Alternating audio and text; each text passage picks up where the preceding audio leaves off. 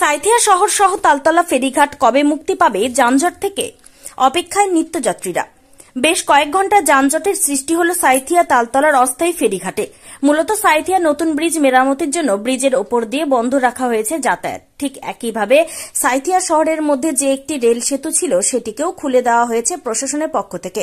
তাই এই রাস্তা দিয়েও বন্ধ হয়ে গিয়েছে যাতায়াত। তবে মানুষজন খুব অল্প সময়ের মধ্যে ময়ূরেশ্বরের দিক থেকে সাঁইথিয়া যাওয়ার জন্য ব্যবহার করে থাকে সাঁইথিয়া তালতলা মোড়ের অস্থায়ী ফেরিঘাটটি। আর সেই অস্থায়ী ফেরিঘাটে বেশ কয়েক ঘন্টা ধরে বিভিন্ন যানবাহনে যানজটের সৃষ্টি হলো সেখানে।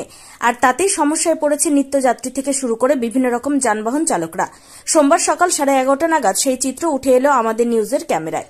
তবে সাঁইথিয়াতে এই ভোগান্তি কবে মিটবে সেদিকে তাকিয়ে আছে সমস্ত যানবাহন চালক থেকে নিত্যযাত্রীরা।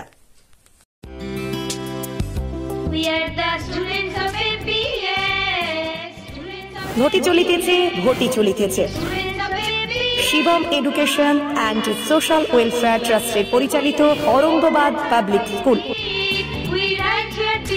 এটি একটি বাংলা মাধ্যম আবাসিক অনাবাসিক শিক্ষা প্রতিষ্ঠান। 2025 শিক্ষাবর্ষে 5ম থেকে 9ম শ্রেণী পর্যন্ত বালক ও বালিকাদের ভর্তির জন্য ফর্ম ফিল আপ চলছে।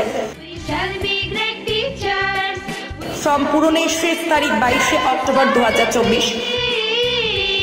ভর্তির পরীক্ষা 27 অক্টোবর 2024 রবিবার দুপুর 12টা। অরঙ্গাবাদ পাবলিক স্কুলের জঙ্গিপুর শাখা।